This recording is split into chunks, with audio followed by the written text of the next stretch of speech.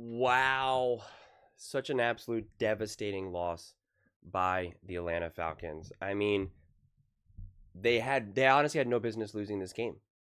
They had absolutely positively no business losing this game. I mean, what they did, how they kept putting themselves on the back foot, dropping passes, bizarre play calling at times.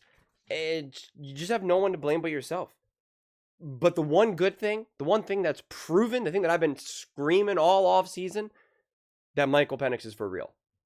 Michael Penix is a big time player in big time moments.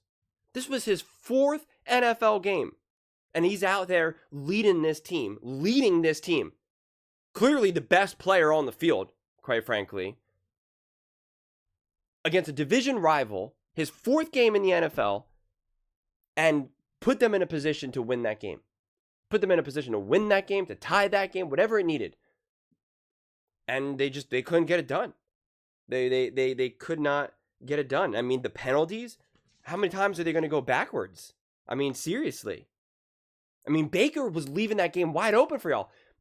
He had like 3 or 4 turnover-worthy plays. I mean, like at minimum, 2 balls could have and should have been intercepted, but couldn't come down with it.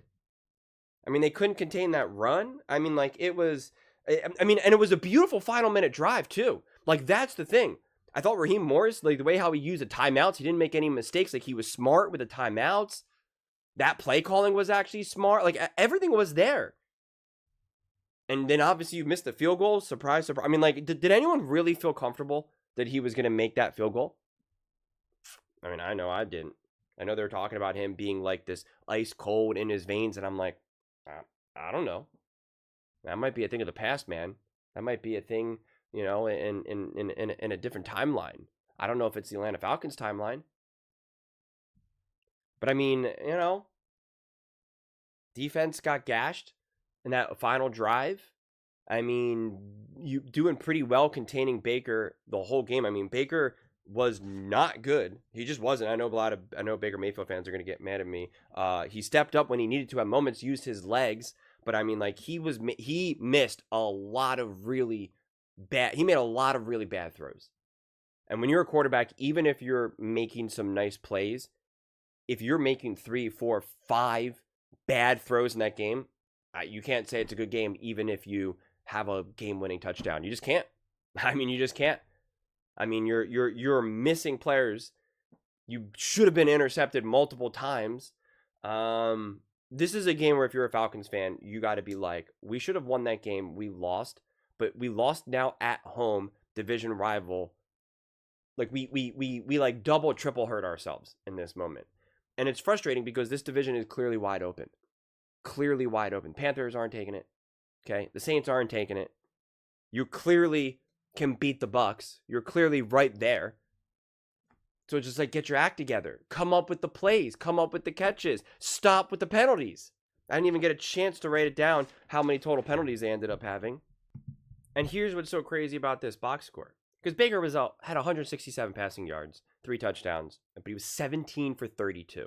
Okay? So clearly not a clean game. 5.2 yards per attempt. He had a couple big runs. But what's crazy about this game is that they only rushed for 101 yards, and Bucky Irving, they're back 14 carries for 37 yards. But in pivotal moments, he gashed them. Like there was just devastating moments where you just gave up these chunk plays, a 20-yard rush, run by Baker, a 9-yard run by Bucky Irving. Like it was just like in key moments, it was like, okay, go ahead, get the first down, make it 3rd and 1, whatever it is. And that hurts you. And then when you were trying to run the ball, I mean, 69 rushing yards. 69 rushing yards. I'm sorry, that's kind of indefensible. I don't care who you're playing. You got Bijan Robinson out there, like 12 carries for 24 yards. And like I said, the play calling, when they decided to run the ball, the play calling was suspect at the time. And it was clear that Penix was going to have to win this game with his arm. That much was very clear. And he answered the call. That's the thing. He answered the call. He was ready for the moment. It was just, I was just blown away. 3 for 4 on third down, 6 for 15 on third down, or 3 for 4 on fourth down, 6 for 15 on third down. The penalties, 8 for 55 yards.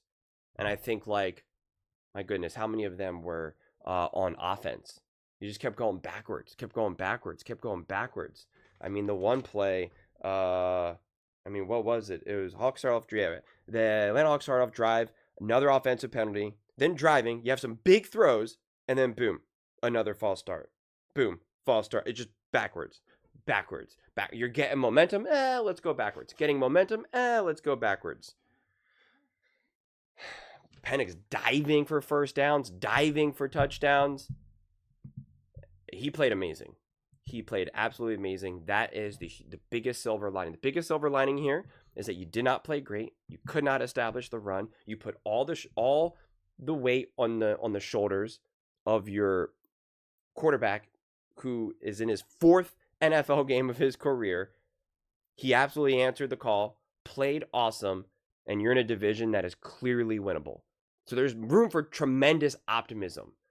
But in a game like this, like, what's frustrating this is sometimes you can look at a game and say, okay, this happened, but it was rust. My conclusion of this game wasn't necessarily rust. I was like, okay, they're a little rusty. They'll get this stuff worked out. I'm more kind of just like, what was that? Why did they, wait, what? What about, this, that? Like, it just, I don't know. I mean, obviously, Bijan Robinson, 6 receptions for 100 yards and, obviously great. But, like, I don't know. Penix is obviously really, really special. Really, really special. Dial up some plays that make his life easier. There were not a lot of easy throws and easy passes for Penix there. Everything was so hard. Penix really elevated here. Really elevated. And again, every time he handed the ball off, it went nowhere. He had the biggest run for 12 yards. For Tyler Algier and Bijan Robinson, 5 yards and 6-yard longs. So, like, every time they hand the ball off, you just felt like we're going nowhere, we're going backwards. And then you're not getting, like, easy plays for Penix. And Penix was so patient, going through his progressions, taking the checkdowns when they were there. I mean, I'm sorry. I think Penix played unbelievable. I mean, to me, that's the biggest takeaway of this game more than anything. And just that the Atlanta Falcons just need to focus, man. They need to focus. You need to be able to win games like this. You need to be able to tie it up. You tie this game up. Don't you have confidence in Penix and the Falcons in overtime? I know I would. Tough loss. But I did have a feeling that if they have to kick a field goal, he's going to miss it. That was what my feelings were. And losing the game like this is just, it's a tough one. But those are just my thoughts. I'd absolutely love to hear yours. What do you guys all think about the Atlanta Falcons losing 23-20 in true heartbreak fashion, crazy fashion?